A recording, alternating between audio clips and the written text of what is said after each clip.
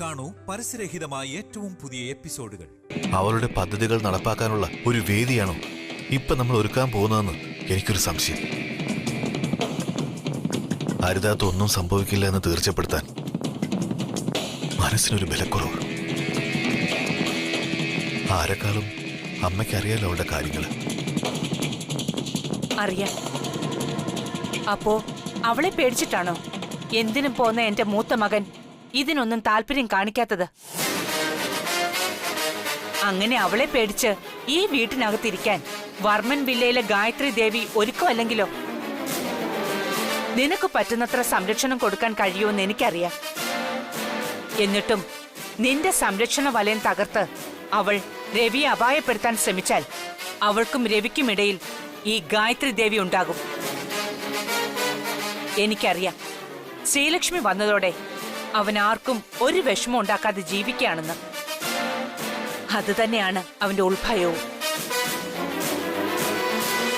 എന്റെയും ശ്രീലക്ഷ്മിയുടെയും ഈ കുടുംബത്തിന്റെയും സംരക്ഷണ ചുമതല അവന്റെ കയ്യിൽ ആയതുകൊണ്ടാണെന്നും അറിയാം. അത് പക്ഷേ ശത്രുവിനെ ഭയന്ന് വീട്ടിനകത്തിരുന്നുള്ള സംരക്ഷണമല്ല ഞങ്ങൾക്ക് ആവശ്യം. രാഗസുധ എന്നല്ല, ആരായാലും പറഞ്ഞു തീർക്കേണ്ടത് പറഞ്ഞു തീർത്തും പോരാടേണ്ടത് പോരാടിയും ജയിച്ച് മുന്നിൽ നിൽക്കുന്ന ധീരനായ രവിയുടെ സംരക്ഷണം മതി ഞങ്ങൾക്ക്. വിവാഹ വാർഷികം അത്യാഡംബരമായി തന്നെ നടത്തണം. അതിന് മാറ്റമൊന്നുമില്ല. ബാക്കിയെല്ലാം ഈശ്വരൻ നോക്കിക്കൊള്ളും.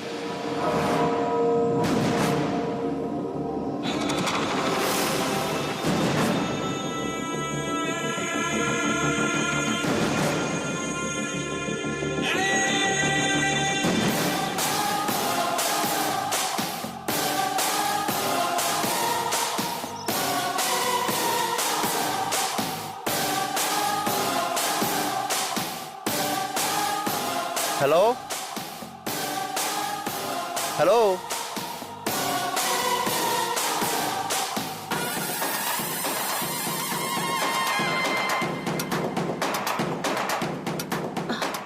ആരാ?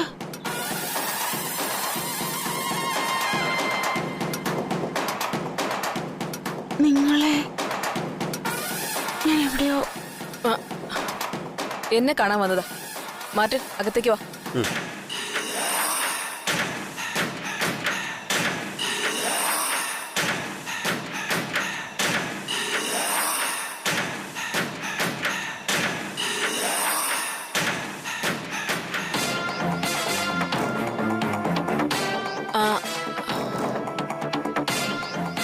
സരോജാൻറ്റി, ഞങ്ങൾക്ക് കുറച്ച് കാര്യങ്ങൾ സംസാരിക്കാനുണ്ട്. അപ്പോഴേക്കും ആന്റി ഒരു കാര്യം ചെയ്യും, ചെന്ന് സുദർശൻ അങ്കിളിനൊന്ന് കണ്ടിട്ട് വാ. കാണുമ്പോ കുറച്ച് സമാധാനം കിട്ടും. കോളനിക്ക് പുറത്ത് ഞാൻ തന്നെ ഏർപ്പാടാക്കിയൊരു വണ്ടി കിടപ്പുണ്ട്, അതിൽ കയറി പോയാ മതി. അപ്പോഴേക്കും സരോജ ആന്റി ഒന്ന് ഫ്രഷ് ആവുകയും ചെയ്യും. പിന്നെ പോകുമ്പോ കഥക് പുറത്തുനിന്ന് പൂട്ടിയാ മതി. അതല്ലേ നമ്മൾ ഇരു കൂട്ടർക്കും നല്ലത്. അപ്പൊ സരോജാൻറ്റി ചെല്ല്. ഹാ, ചെല്ലാൻറ്റി, പേടിക്കണ്ട. ഞാൻ എങ്ങോട്ടും പോവില്ല, ഇവിടെ തന്നെ ഉണ്ടാവും. ചെല്ല്.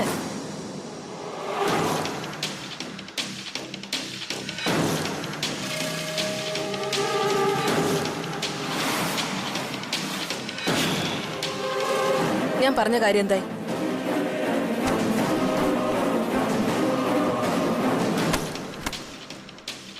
റെഡിയാണ്.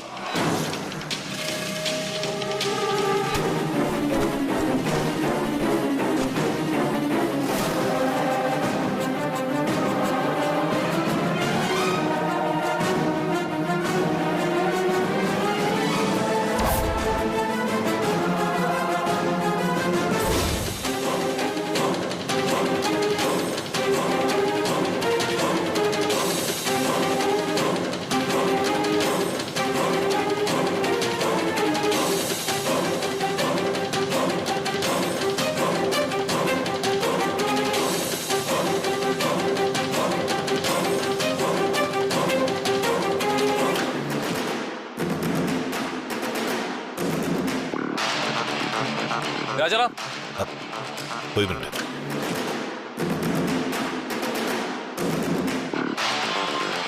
എന്താ രാജാറാം, എന്തിനാ ഇത്ര സെക്യൂരിറ്റീസ് ഒക്കെ? എന്തെങ്കിലും പ്രോബ്ലം ഉണ്ടോ? ഏയ്, എന്ത് പ്രോബ്ലം? പ്രോബ്ലം ഒന്നും ഇല്ല രഘു സാർ. അല്ല, ഞാൻ അറിയാത്ത എന്തോ പ്രശ്നമുണ്ട്. മനഃപൂർവ്വം രാജാറാം അതെന്നെ അറിയിക്കാത്ത. സത്യമായും ഒരു പ്രോബ്ലം ഉണ്ടായിട്ടല്ല. നമ്മൾ ശമ്പളം കൊടുക്കുന്ന സ്റ്റാഫുകൾ തന്നെയായത്.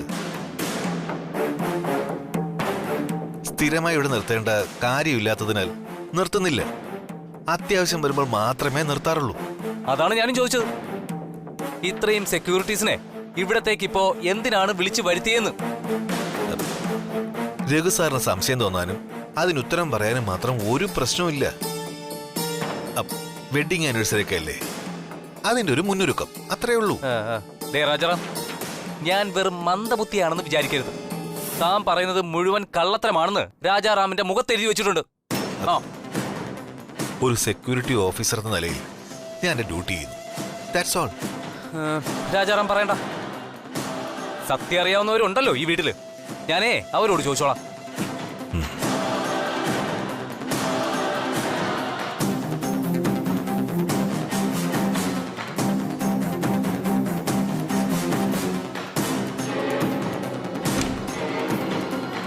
അമ്മേ, അമ്മേ.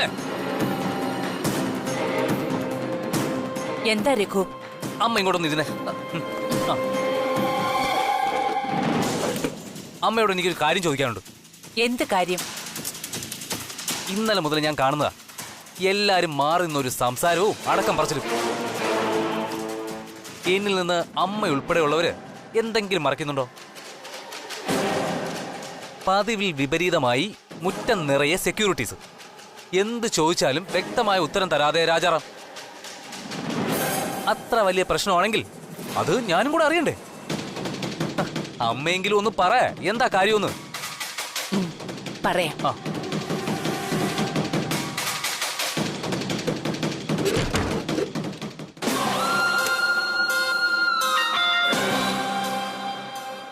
നീ ഇത്രയും മനസ്സിലാക്കിയ സ്ഥിതിക്ക് ഇനി ഞാൻ ഒളിച്ചു വെക്കുന്നില്ല. രാഗസുധ ഇന്നലെ രാത്രി ജയിൽ ചാടി.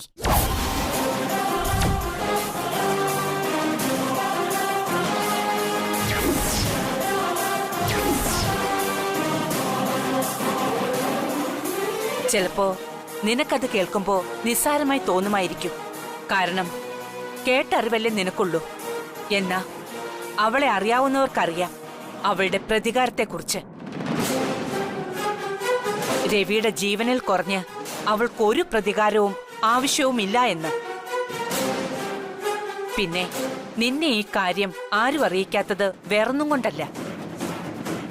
നിന്റെ രക്തത്തിൽ ഒരു കൂടപ്പിറപ്പുണ്ടെന്ന് കേട്ടപ്പോ തന്നെ നീ രവിയെ തള്ളിപ്പറഞ്ഞവനാണ്.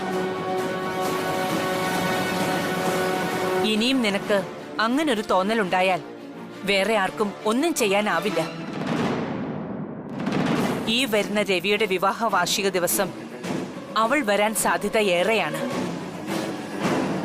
വരുന്നത് ഇതുവരെ കാണാത്ത അനിയനെ നെഞ്ചോട് ചേർത്ത് സ്നേഹിക്കാനല്ല, നിന്നെ നെഞ്ചിനുള്ളിൽ വെച്ച് സംരക്ഷിക്കുന്ന നിന്റെ ചേട്ടായിയെ കൊല്ലാനാ.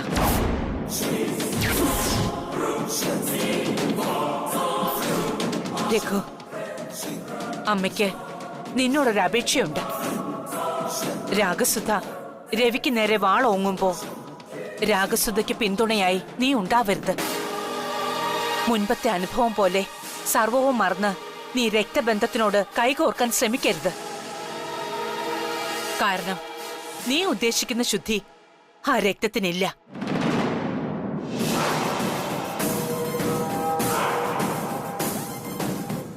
നിന്റെ ഉറ്റവരുടെ ഉയരെടുക്കാൻ വരുന്നവർക്ക് കൂട്ടായി നിന്ന് ഒരു ഒറ്റുകാരന്റെ സ്ഥാനത്തേക്ക് പിന്തള്ളപ്പെടരുത് നീ. നിന്റെ വൈകാരികത രാഗസുധയ്ക്കുണ്ടാവണമെന്നില്ല. അതുകൊണ്ട് നീ എന്തെങ്കിലും ചെയ്യുന്നുണ്ടെങ്കിൽ അത് രവിയെ രക്ഷിക്കാനായിരിക്കണം. പിന്നെ നിന്റെ അമ്മയെയും.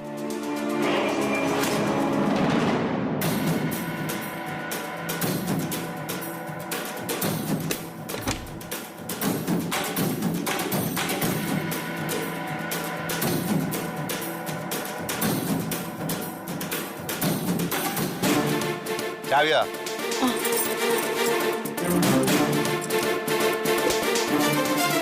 ഇത് തുറന്നു കിടക്കാണല്ലോ. അയ്യോ, ഞാനിത് പൂട്ടിയതാണല്ലോ.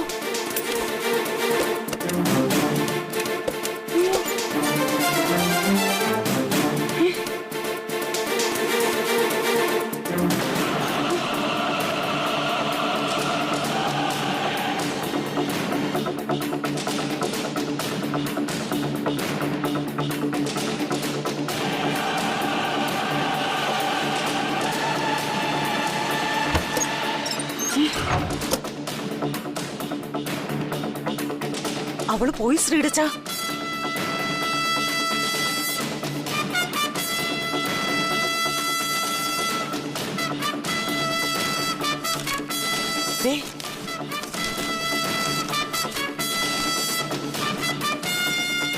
അങ്കിളിനും ആന്റിക്കും ഞാൻ നിങ്ങൾക്കൊരു ശല്യമായെന്ന് എനിക്കറിയാം. എനിക്ക് വേറെ നിവൃത്തിയില്ലാത്തോണ്ടാണ് ഞാൻ ഇങ്ങോട്ട് വന്നത്. വന്ന ആവശ്യങ്ങൾ നടന്നു, അതുകൊണ്ട് ഞാൻ മടങ്ങുന്നു. ഇനി ഒരിക്കലും ഞാൻ നിങ്ങളുടെ ജീവിതത്തിലേക്ക് വരില്ല. അറിഞ്ഞും അറിയാതെയും ചെയ്തു തന്ന ഉപകാരങ്ങൾക്കൊക്കെ നന്ദി എന്ന് രാഗസുധ.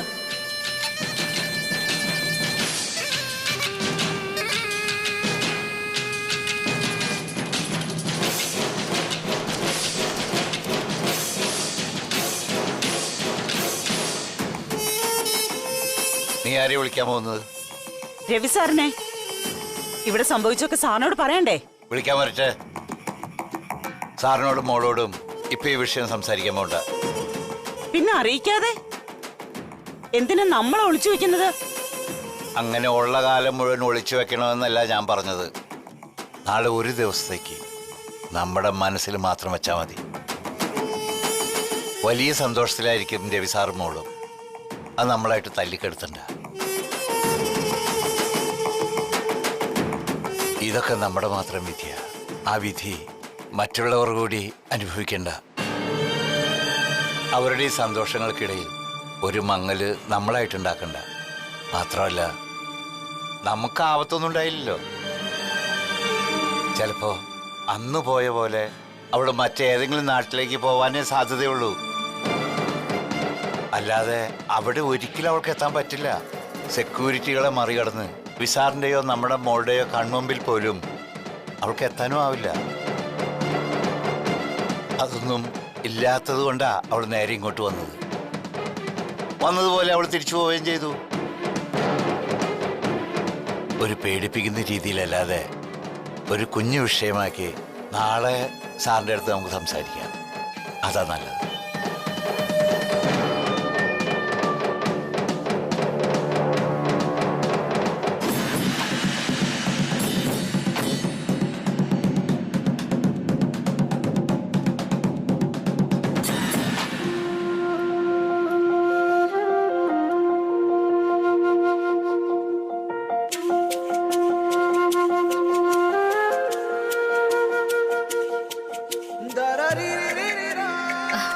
Sir?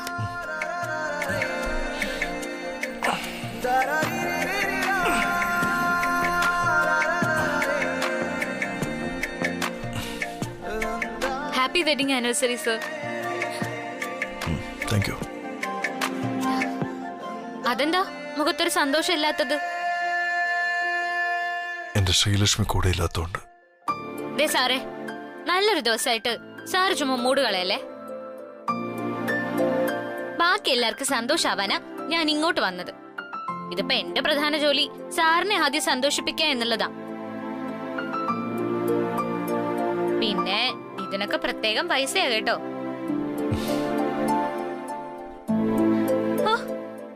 സമാധാനം, ചിരിച്ചു കണ്ടല്ലോ. ഇനി ഞാൻ സാറിനോടൊരു കാര്യം പറയട്ടെ. സംഭവം വലിയൊരു സർപ്രൈസാ. ഞാൻ പറയുന്ന കാര്യം കേട്ട് ശരിക്കും സാറിന്ന് കിടുങ്ങും. ഞാൻ ശരിക്കും അല്ലെങ്കിൽ ഇപ്പൊ വേണ്ട. സാറ് ഉറക്കച്ചടകോടെ ഇരിക്കുമ്പോ പറയാൻ പറ്റിയ കാര്യമല്ല. സാറ് കുളിച്ച് ഫ്രഷ് ആയിട്ട് വാ, അപ്പൊ ഞാൻ പറയാം.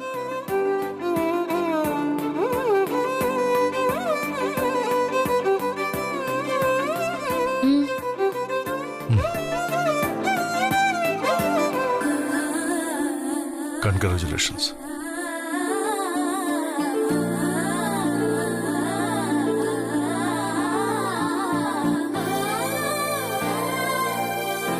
ഒരിക്കലും ഞാൻ കരുതിയതല്ല എൻ്റെ ജീവിതത്തിൽ ഇങ്ങനൊരു അപ്രതീക്ഷിത സംഭവം നടക്കുമെന്ന്. സത്യം എന്താണെന്ന് തിരിച്ചറിഞ്ഞപ്പോൾ മുതൽ ഞാൻ ഇങ്ങനൊരു സന്ദർഭത്തിന് വേണ്ടി കാത്തിരിക്കുകയാണെന്ന് വേണമെങ്കിൽ പറയാം.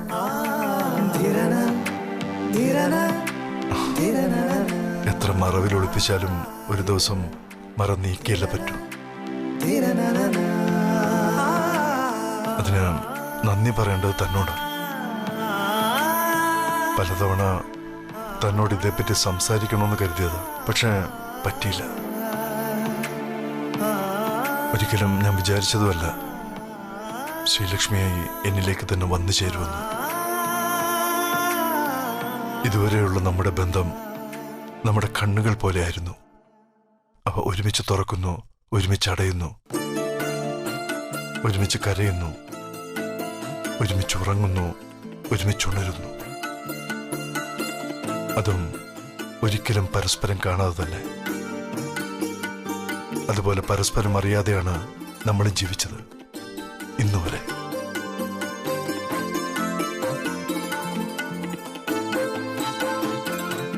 ഇനിയെന്നും എനിക്ക് കൂട്ടായി താനൊപ്പം ഉണ്ടാവുമെന്ന് എനിക്കിപ്പോൾ മനസ്സിലാവുന്നു. ഒന്നിനും ഞാൻ തന്നെ കുറ്റം പറയില്ല, കാരണം എല്ലാം സ്വാഭാവികമാണ്. എൻ്റെ മനസ്സിലുള്ള കാര്യം തുറന്നു പറയാൻ ഏറ്റവും അനുയോജ്യമായ ദിവസം ഇന്നാണെന്ന് ഞാൻ വിശ്വസിക്കുന്നു. എനിക്ക് ശ്രീലക്ഷ്മിയെ അല്ല, എനിക്ക് കൺമണിയെ ഇഷ്ടമാണ്.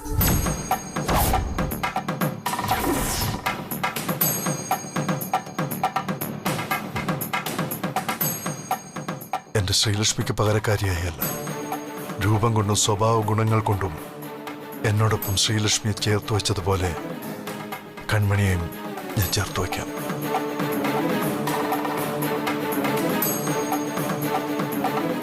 സത്യം പറഞ്ഞ താൻ എന്നെ ഞെട്ടിച്ചു കളഞ്ഞു.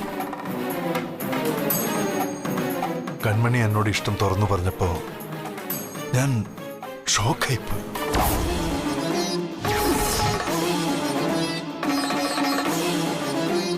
എൻ്റെ എല്ലാ കാര്യങ്ങളും അറിയാമായിരുന്നിട്ടും എന്നോട്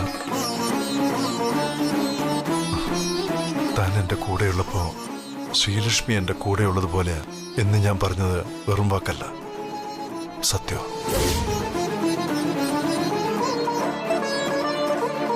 എല്ലാം അവസാനിച്ചൊന്ന് തോന്നി തുടങ്ങിയ സമയത്താണ് ശ്രീലക്ഷ്മിയുടെ രൂപമുള്ള കൺമണിയെ ഞാൻ കാണുന്നത്. അതിനുശേഷം പലപ്പോഴും താൻ കൺമണിയാണെന്ന് എൻ്റെ മനസ്സ് ഓർമ്മിപ്പിക്കുമെങ്കിലും പല സമയത്തും ആ മനസ്സ് കൈവിട്ടു പോയിട്ടുണ്ട്.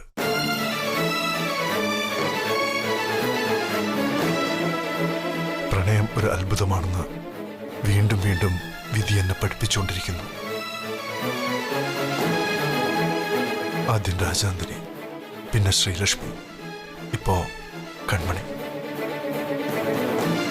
പുറമേ നിന്ന് കേൾക്കുന്ന ഒരാളുടെ മനസ്സിൽ എനിക്ക് നല്ല അഭിപ്രായം കേട്ടില്ലെങ്കിലും കൺമണിക്ക് എന്നെ വ്യക്തമായിട്ട് മനസ്സിലാക്കാൻ പറ്റുമെന്ന് ഞാൻ വിശ്വസിക്കുന്നു. ഇപ്പോഴും ഞാൻ അടിവരയിട്ട് തന്നെ പറയുന്നു, ശ്രീലക്ഷ്മിയുടെ പകർപ്പിനോട് എനിക്കിഷ്ടമാണ്.